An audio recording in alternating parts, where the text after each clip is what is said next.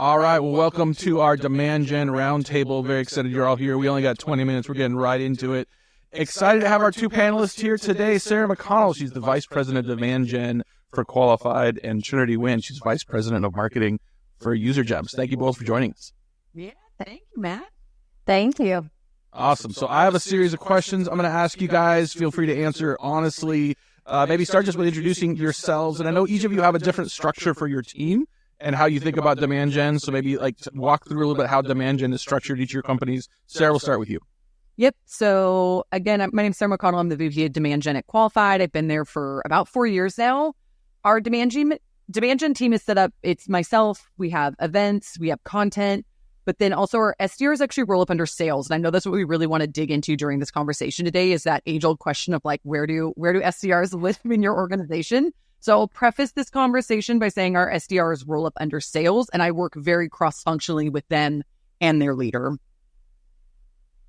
All right, awesome. Trinity. Yep, my name is Trinity Nguyen. I'm VP of Marketing at UserGems.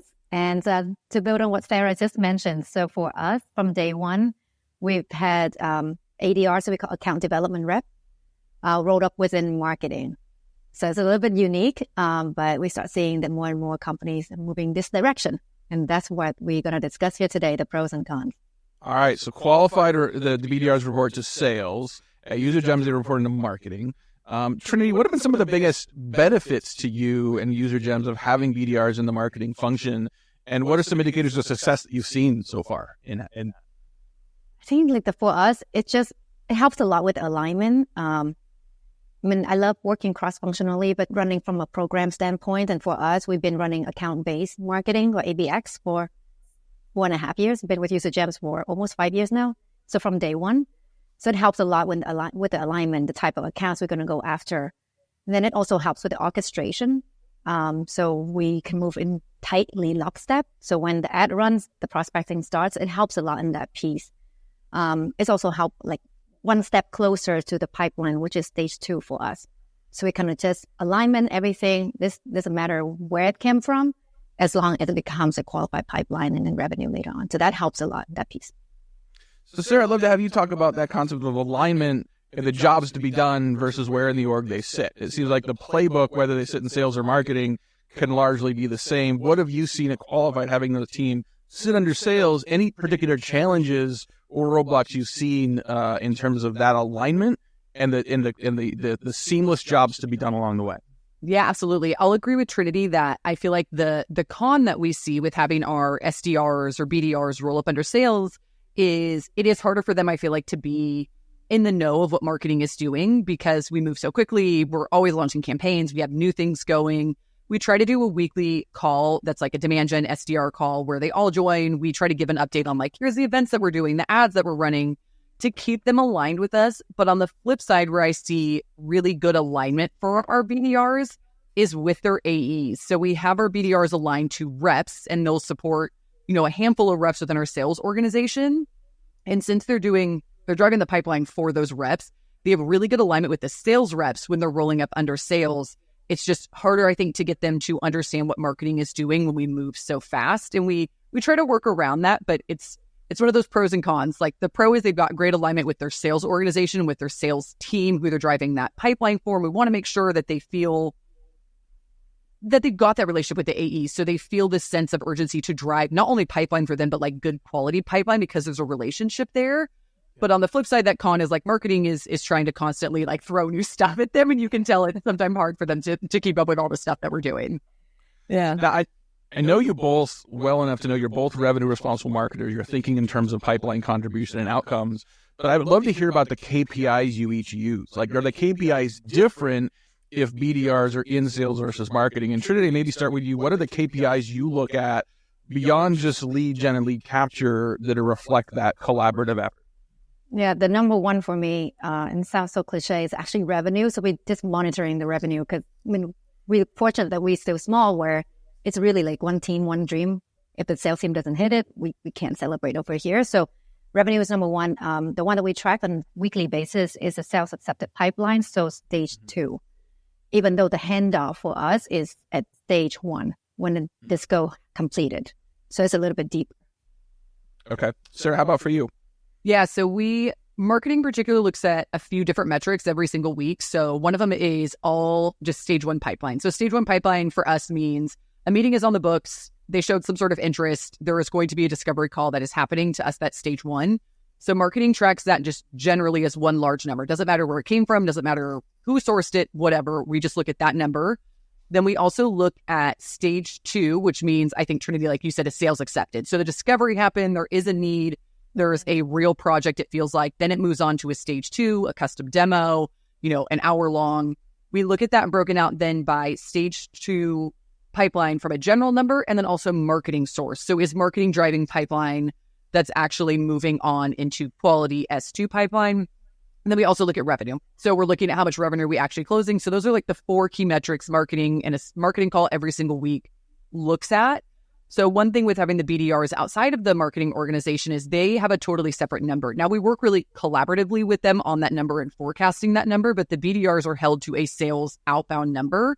And then marketing has their own stage 2 number that we also track independently. So our topic for this session is sort of the integrated playbooks, right? And I think it's important to sort of talk through that because in a lot of companies, what we're discussing today is what they think of as the messy middle. You have demand gen coming from marketing. You've got sales that manages the opportunities, but like lead handoff, lead engagement can be kind of a mess, right? It can be this like, thanks for downloading the white paper. Would you like to see a demo? Like Trinity, how do you manage? I mean, you own the team. And so maybe it's a little easier to sort of to create that through line and that common narrative, but how do you manage that messy middle to ensure that the reps are successful and efficient, but that the buyers feel engaged as well? So for us, we don't have any type of lead, so we don't really have like MQL, anything like that. It's just demo request. So the messy middle for us is actually between stage 1 and stage 2. Mm-hmm. So we have a lot of control and programs to make sure people show up, the right ICP accounts, the right persona. So the AE will flip it over to stage 1. But then what can we do to nurture from 1 to 2 when it's now AE's territory? So the mess and middle for us is right there. Mm-hmm. So it's different. Yeah, for sure. Sarah, how does that look for you? I mean, I know it's something you're actively managing, but talk about the keys to managing that well. Yeah, so I think there's a few different things that stand out to me. One, I would say messy middle, or for us where it really overlaps this like marketing and sales team with our BDRs rolling up under sales, is our ABM motion, which I think we found a really good cadence for in Trinity. You kind of mentioned that earlier, but when we are going after specific sets of accounts, we run very integrated plays on like from all the way from advertising to direct mail pieces to what the outbound messaging is going to be. So we work really closely with the team on that, and we'll schedule a lot of syncs to give them data and like, here's the messaging, here's why we're doing it. So those take a lot more time and I think integration with the team because it does span from ads all the way through to that outbounding stage and booking those meetings. Also after events, we get leads from events. We do a lot of events. So we work really closely with our BDR team on what's the messaging? What did we talk about there? Like we have to pass along the information of, what was said at the event? What was the persona that was there? So that's kind of what I would call like our messy middle where we have to overlap a lot. And then on the outskirts of those, under marketing, we've got all of our inbound requests. So like what is marketing doing to drive people to our website and get demo requests, whether it's through, our meeting schedulers or chatbots or whatever it might be. And then on the other end of that is our outbounding. So like the BDRs are going out and going after accounts. We do have like MQAs. We don't do MQLs. We do like at an account level when they've hit a certain threshold of intent. And that feels very separate from marketing. Obviously, we are doing everything we can to drive up their engagement score for them to MQA, but that sort of lives in that like outbounding world. And then marketing still lives very much in that like drive website traffic and demo requests. And in that middle is like our ABM, our events, and anything where there's that overlap between marketing and sales. Hmm. So Trinity, having the BDR team report to marketing has a lot of benefits. But sometimes the BDRs don't feel like they're part of the sales team and sales culture. It can hard for them to see sort of some career pathing sort of within marketing in that kind of a role. How do you balance that with sort of having that integrated approach as part of the marketing team while still sort of supporting those reps to feel like they're part of the selling culture of the organization as well? Yeah, absolutely. Like that's definitely, I would say that's on the con side. And like Sarah mentioned earlier, like the tight relationship between SDR and AE, something that we see when they work well together, the deals accelerate a lot faster. So that's a piece that as we kind of shifting that burden to the SDR leader and the sales leader to consistently like talking to each other, building programs, putting them into pods. In terms of career development, I guess there's a good thing and bad thing. So for sales, part of the sales culture, I think that's something that we need to build more like the sales academy to make sure that the graduating ADRs have all the skills and experience to become like an AE. But the good thing is when they in marketing, right now we have sales academy, CSM academy, and like the other like marketing or like ops academy where the career pathing becomes a lot more diverse. So they don't just have to go into one path. So I think that's a good thing for those who don't want to be closer. But it's still a lot more work on the SDR leader to make sure that we build out that bridge. It's more work, but it works, right? And I think that one thing we've learned, sort of what you guys have learned, what we've learned in the industry is that like there's no perfect path that whether they report to sales or marketing, there are pros and there are cons, and it's important to know what some of those, not deficiencies, but know what some of those challenges are so you can proactively address them. The fact, Trinity, that you and UserGems are working harder in being proactive at building that relationship between the AEs and your marketing-driven BDRs is important. Sarah, one of your challenges is that you have BDRs that you're not hiring, right? The sales team is hiring these BDRs. So what kind of guidance are you giving the sales team in terms of the attributes and the nature of the people? What are some things you're looking for in a good BDR candidate? Yeah, I think for us, writing skills is a really big one. Like so much success in our outbounding comes from the ability to write really personalized emails. We don't do a ton of like sequenced, pre-written. Sometimes we do for like, I mentioned ABM campaigns or like event follow-up. We'll give them sort of like templates to use. But when our BDRs are doing like true outbounding to like MQA accounts, they do a lot of really good personalized writing. And so for me, the main attribute is like, can you write well? Because we're selling to marketers. So as a marketer, I am always hyper vigilant of like really well done content because that is what I spend my day in. So if our BDRs can't write well written content out to our persona who's going to buy, which is me or a CMO at another account, that's a big problem. So beyond that, obviously, like the drive and where they want to go from a career path, that is something that selfishly, like that falls on our sales team. Trinity, you kind of talked about like, what's their career path? Do they want to move into a closing role? Do they want to move into an ops role? Because they report into sales, I think that is a conversation that gets had more with them. So for me, I'm like, if you can hire them, just make sure, like we run projects before we hire them. We're like, can you write a good, thoughtful email that actually speaks to like a pain point and gets me to open it and pay attention to it? Because that is our main medium to get people into our sales cycle from an outbound perspective. I totally hear you on the writing. It's really hard. It's really hard. And to like cut through the noise, the inbox noise with good emails it's a skill. Yeah. So can we address, I think, what is sort of a common misperception about BDR management? You'd be like, you know what, I'm just going to write their sequences. I'm going to write all their emails. I'm going to create everything in advance so they can use that. Like it's one thing to say, okay, here's a guidebook or in terms of like what to say. And if someone's at this stage or this type of company, here's something to say. But a one-size-fits-all isn't going to work. Talk a little bit about that, Trinity. Like, break that fallacy for us. Oh, my God. It's actually the other way around now. So now my marketing team's learning from the ADRs how to write emails that convert. Nice. So as a marketer, like, I used to like give them templates and here's some messaging you put into your sequences. And it's like a book. Now I know better. Been around the block with some hair. And they're like, yeah, it doesn't work. That is, that seems so evolved, right? Instead of marketing saying, here's the better writing for you, the BDRs are like, no, here's what actually works in the field. Thank you very much. Exactly. And we do have like a tool. We use Lavender. I'm sure there are other tools out there too to kind of like grade to make sure that the email converts.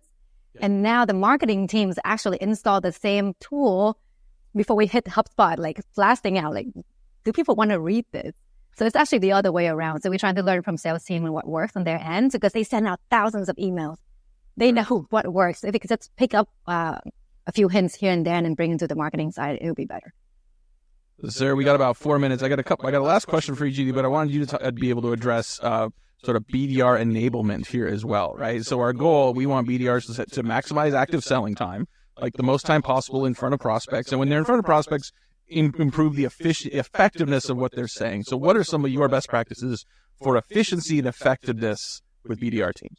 Yep. The best thing I think I can do for our BDRs to make them more effective is good dashboards in Salesforce. Can they go figure out what accounts they should be outbounding to in a really easy way? And then can I surface any data for them that's relevant? Do they need to know what they've been searching? What have they been doing on our website? So getting them intent data, and that all comes back to ops. Is it good dashboards? Do we have our, account records set up well in Salesforce so that they can see that data? And then we've done like persona-based training with them of like, hey, based on personas, here's their pain points, here's what they care about. And we've just given them kind of like a card. But to Trinity's point, we've tested it enough to know, like, I'm not going to write them sequences or even sometimes templated sequences because they don't get, I've seen the data, like they just don't get the engagement we do if they just write individualized, personalized emails. Yep. All right, just a couple minutes left. I'm going to ask each of you a final question. Sarah, your BDRs report to sales. Trinity, your BDRs report to you in marketing. I want you, for people that are listening to this and saying, I don't know which way to go, Trinity, can you give one key benefit and one key cautionary tale for having BDRs report into marketing? The benefit is the alignment. So it sounds cliche, but it makes a lot of things work really, really well. All the programs will be run a little bit more easier. The cautionary tale is you need to be more driven and take ownership of your career development. Reach out to the teams that you want to move into, if you want to move into. And that's all a little bit more on you rather than someone else kind of give you the career. Got it. Sarah, BDRs reporting to sales, one key benefit, one cautionary tale. Yep. One key benefit to me is I don't have to learn sales tech and commission structure. So that is something our sales team handles, is these BDRs are going to use a ton of sales tech tools. I know how to use some of them, but not a ton. So that's something I never had to add to my repertoire. And bonus and commissions, that's something that our sales leaders set up for them. It's not something that marketing has to own. So I found that to be a benefit for me in my time. A con, I think to Trinity's point, is they aren't as aligned with marketing. And that's just something we know, and we can set up workarounds like weekly meetings and enablement, but they are going to be more closely aligned with their AEs and they are going to be with marketing. And sometimes that's just what you have to do, and that's okay. So I think it comes down to what's the benefit for your business and what do you need the most when you decide where to put them. Cool. So you guys answer those questions quickly. We've got a minute left. We've gone 19 minutes and we haven't talked about AI at all. How is AI starting to help you think about process, think about workflow? I mean, I was told a year ago that BDRs would be extinct by now. That clearly hasn't happened. So what kind of guidance do you have for marketers based on your experience, what you're seeing? Trinity, start with you, just around AI's impact on BDR effectiveness. I think it gets our BDR to be a lot faster in coming up with personalized, funny, witty, pithy prompts. I think we use a lot of the OpenAI on the marketing and BDR just to kind of as a sounding board, coming up with ideas.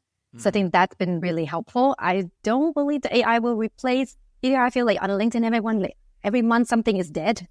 Yeah. But exactly. It will evolve the role to be less data entry, manual, but more elevating the role to be a little bit more sophisticated so that they partner to sales and not supporting sales.